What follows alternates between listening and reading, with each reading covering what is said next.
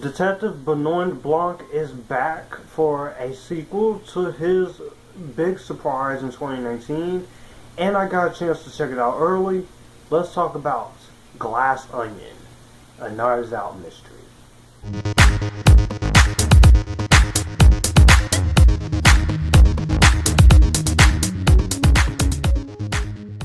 What's going on, everyone? It's Joshua, Feature Filmmaker Reviews. I talk movies, TV, music, and anime, giving you guys an early movie review. This is going to be my thoughts for a Glass Onion, a Knives Out mystery, or Knives Out 2 Glass Onion, or whatever you want to call it. This is the sequel to the widely popular, widely successful Knives Out, released back in 2019, which I have a review of that on the channel. If you guys want to hear my thoughts on the original film, but I'll discuss them briefly here.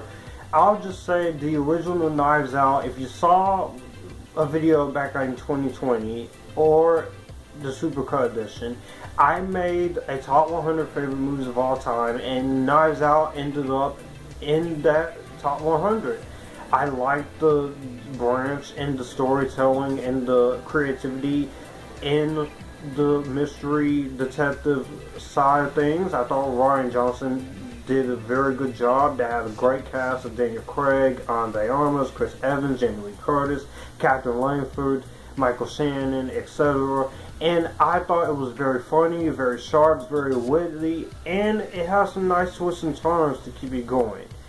Nowadays, Rian Johnson, he will be known as the guy who ruined the Star Wars franchise for most people.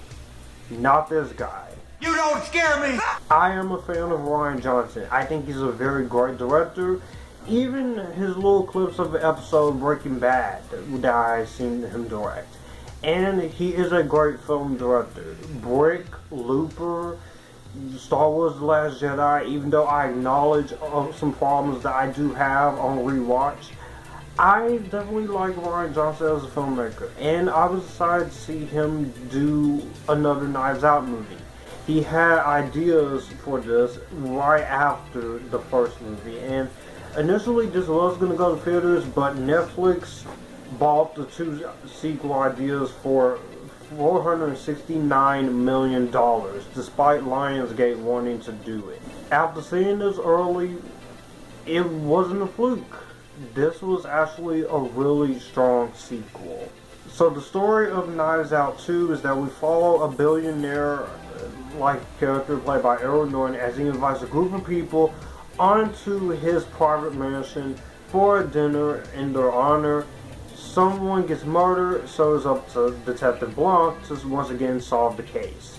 I was able to check it out early, and many other people have been able to check it out early, so I can confidently say that I very much enjoyed this. Of course, this is written and directed once again by Rian Johnson, stars Daniel Craig, Edward Norton, Janelle Monáe, Kathryn Hahn, Madelyn Cline, Odom Jr, Jessica Henwick, Kate Hudson, and Dave Bautista. This movie, I have a blast with. I think this is one of the best sequels you could do. And I think this is a very solid follow-up to the original Knives Out. And there's a lot here that once again shows that why Rian Johnson is capable of something like this, and why this is a capable director and writer that, despite some people being pissed off at with episode 8, you can't deny that he does know what he's doing. I'm gonna be the first girl to win. Was that not clear without the BAM? Yeah, okay. BAM! What? Starting off with the positives, this movie is once again Daniel Craig. He's great in the role as Detective Benoit Blanc. Fresh out of the James Bond franchise after No Time to Die, you can tell he gets right back into it with the southern accent and the humor and the wit and the comedy. Daniel Craig, you can tell he's having so much fun playing this character. Even if they do make more after the third film, if you could do 4 of these movies and I'll watch them, I think Daniel Craig, he is the best thing about them. He's having fun, he does a southern accent very well, and you gotta say, he is a great actor. I love Daniel Craig. Even on his worst day, he can be great. Bond, The Girl with the Dragon Tattoo, this movie, anything. He is awesome to watch, and there's no exception here. He's very likable, he's having a lot of fun, and I thought he was very good. The cast is also very strong here. I like a lot of this other cast. Now, you got some people in here I thought were fine, but I will say everyone in this cast did a very good job. The standouts for me was Edward Norton, Kathryn Hahn, Janelle Monáe, Madelyn Cline, and Kate Hudson. They all did a very good job. Kathryn Hahn especially. Kathryn Hahn is one of those actresses I just love seeing. She's very funny, she's hilarious, and she can pick her projects very wisely. I thought she was amazing as Agatha Harkness. I can't wait to see her show next year. It's going to be awesome. Madelyn Cline, I was really impressed by her. She really surprised me. Wasn't so sure how I was going to feel about her, but she was very good in this movie. I thought she really did a good job in here. Edward Norton, always been a great actor despite everything you want to say about him having a difficult relationship working with people. That man is a great actor in his own right. Janelle Monáe, definitely a good singer and a very good actress. From Hidden Figures, she was one of the few things I liked in Antebellum. She was good here. Also, I really enjoyed, of course, Dave Bautista and his little small screen time. Everyone in this cast was really good. Jessica Henwick, she was fine. She wasn't terrible. I thought she was just there, personally. She didn't really have a lot to do. From a technical aspect, the cinematography and the production design and the editing is all top notch. This is a $40 million budget. It uses that $40 million budget to its advantage. There's some great looking shots here.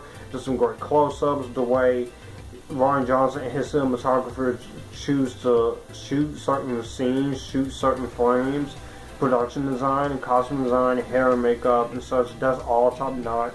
I gotta give credit to my technical aspects as always. They're really well done here, and that's no exception here. It's very well done. It gets you in the feeling, and from the minute this movie starts all the way to this movie ends, you're sitting there very much enjoying it. The humor, I think, is really good. I was laughing a lot here, just like I was laughing a lot through the first movie. There are things that these characters will say that these actors are so great acting wise that they're able to go into that comedic timing, and they definitely understood the assignment, definitely knew what they were going to do, and they definitely exactly what movie they were gonna be in. And it also keeps the mystery as just as engaging for the first movie. Now, for a sequel like this, you would think that wouldn't be able to keep the mystery fresh, but there's a lot of subversion of expectations in this mystery, and there's a lot of things this movie goes for that it keeps you guessing. By the ending, you do know who's going to be the killer. And then I will say that is a big detriment and a big positive to it. It's the fact that you can have a mystery movie like this, or something like Death on the Nile, which I also very much liked, and keep you guessing. I found myself very constantly enjoying it, and I was definitely interested as to what was going on. Even with that third act, you get to the reveal. Some people may say it's obvious, but me, I was surprised. I was on the edge of my seat. I was like, okay, this is a great reveal. And with that, you do get all of that. The score is also, once again, very good. Like I said, everything about this, technical wise, is great. And I definitely do appreciate the score here. It's very whimsical, very Knives Out-like feel. And Nathan Johnson, he came back to do score. Very good score. Now, going into the mixed side of things, I will say the only things I was really mixed on are some of these cameos. Now, there's a few cameos here I thought, the cameos for the most part I thought were pretty solid. You do have some cameos by Natasha Lyonne, Serena Williams, and Kareem Abdul-Jabbar, and Jeremy Renner. And also you have posthumous cameos by Stephen Sondheim and the late Angela Lansbury, rest in peace, and Joseph Gordon-Levitt, of course, does a voice here, and they were pretty funny. They were pretty good. Those are all I will say as far as cameos go.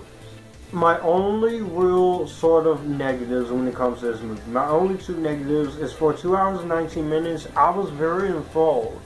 But it did take a while to get going, and I felt like you could have found a way to speed things along, but it wasn't overbearing. It wasn't like this movie needs to end right now because this movie is just getting way too dull.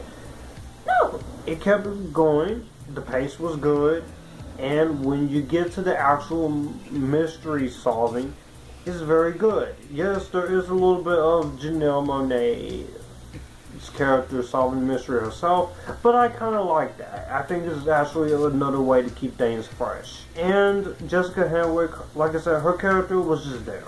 She was fine. No one offensive, no one bad.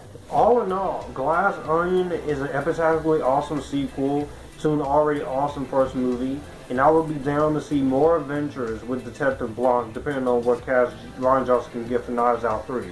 Whether you can get somebody like Karen Gillan, or Jessica Chastain, or Caitlin Dever, Nia Jameson, or probably Gal Gadot, or Rebecca Ferguson, Timothée Chalamet, whatever cast he can get, I would definitely see that. Even if you get Eddie Murphy, that would be an awesome one.